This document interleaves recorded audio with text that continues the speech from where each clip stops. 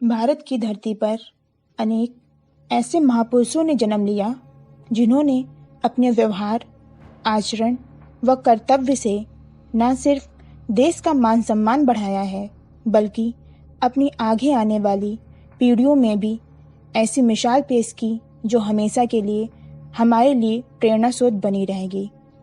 कई पीढ़ियां आएंगी और जाएंगी, पर वो हमारे लिए आदर्श थे और आगे भी हमेशा रहेंगे। ऐसे ही एक महापुरुष थे देश के द्वितीय प्रधानमंत्री श्री लाल बहादुर शास्त्री जी, जिन्होंने भारत की आज़ादी में और नए भारत के निर्माण में अहम योगदान दिया। उनका पूरा जीवन देश की सेवा में बीता। जय जवान जय किसान का नारा देने वाले शास्त्री जी का अनाज के मामले में देश को आत्मनिर्भर बनाने और हरित क्रांति लाने में एक महत्वपूर्ण योगदान है जो भुलाया नहीं जा सकता। आज हम बात करेंगे लाल बहादुर शास्त्री जी के जीवन, उनके विचार, उनके संघर्ष से जुड़ी ऐसी रोचक बातें जो शायद ही आप में से कोई जानता होगा।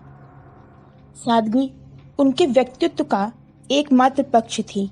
संकटों को सुलझाने की उनकी काबिलियत और मजबूत फैसले लेने की उनकी क्षमता, ऐसी बातें उन्हें बाकी राजनेताओं से अलग करती हैं।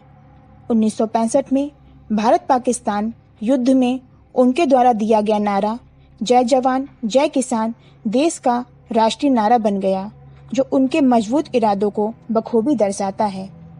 लाल बहादुर शास्त्री जी का जन्म 2 अक्टूबर 1904 को उत्तर प्रदेश के मुगलसराय में हुआ था। उन्होंने आज़ाद भारत के द्वितीय प्रधानमंत्री के तौर पर देश की बागडोर संभाली थी। उन्होंने अपनी प्राथमिक शिक्षा अपने नाना नानी के घर रहकर पूरी की। जब वो स्कूल जाते थे तो उनके स्कूल और घर के बीच में गंगा नदी पड़ती थी। उनके पास इतने रुपए तब नहीं थे कि वो नाव वाले को रुपए देकर गंगा पार कर लें। अगर कोई नाव वाला उनसे कहता था कि वो बिना किराया दिए ही नाव में आकर बैठ जाए, तो इस बात पर शास्त्री जी कहते थे कि वो उनके उसूलों के खिलाफ है। बिना किराया दिए वो किसी एक इंसान के बैठने की जगह नहीं ले सकते और वो अपने बस्ते को अपने सिर पर रखकर ही गंगा तैरकर पार करके स्कूल जाते थे। ऐसे थे हमारे शास्त्री जी। काशी विद्यापीठ से शास्त्री की उपाधि मिलते ही जन्म से चले आ रहे जाति सूचक शब्द श्रीवास्तव को हटाकर उन्होंने अपने नाम के आगे हमेशा के लिए शास्त्री लगा लिया। 16 मार्च 1928 को उनकी शादी मिर्जापुर की ललिता देवी से हुई और दहेज के तौर पर उन्होंने एक चरखा और कुछ गज कपड़ा ही लिया था। गोविंद वल्लभ पंत के मंत्रिमंडल में परिवहन मंत्री के कार्यकाल में उन्होंने पहली बार महिला कंडक्टर्स की नियुक्ति की थी। भीड़ को कंट्रोल करने के लिए लाठी की जगह पानी की बौछार करना उन्होंने ही प्रारंभ किया था।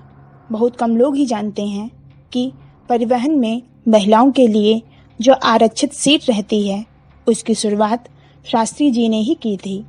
रेलवे में 3rd क्लास शास्त्री जी की ही देन थी। उन्होंने 1st क्लास और 3rd क्लास में किराए में काफ़ी अंतर कर दिया था, जिससे कमज़ोर वर्ग को काफ़ी राहत मिली थी।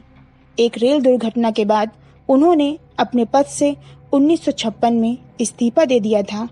यह उनकी मानवता का एक बहुत ही प्रसिद्ध उदाहरण था।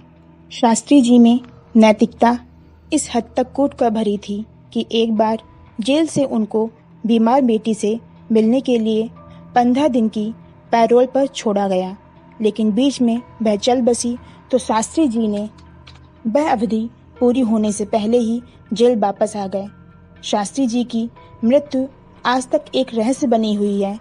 ताशकंद समझौते पर हस्ताक्षर करने के बाद हार्ट अटैक से उनकी मृत्यु हो गई। उनके इस अकस्मात निधन से कई सवाल खड़े किए। उस दिन अगर पोस्टमार्टम हो गया होता तो सारी सच्चाई सामने आ जाती, लेकिन ऐसा नहीं हो सका। शास्त्री जी को उनकी सादगी, देशभक्ति और ईमानदारी के लिए आज भी पूरा भारत श्रद्धापूर्वक उनको याद करता है।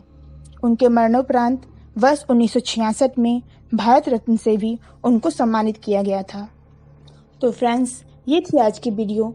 अगर आपको वीडियो पसंद आई हो तो लास्ट में इसको लाइक करके ज़रूर जाइएगा। साथ ही अगर आप हमारे चैनल पर नए हैं तो चैनल को सब्सक्राइब कर लीजिए, बेल आइकन का बटन दबा दीजिए, जिससे आगे आने वाली जो भी इम्पोर्टेंट वीडियोज़ हैं उनका नोटिफिकेशन आपको टाइम से मिल सके।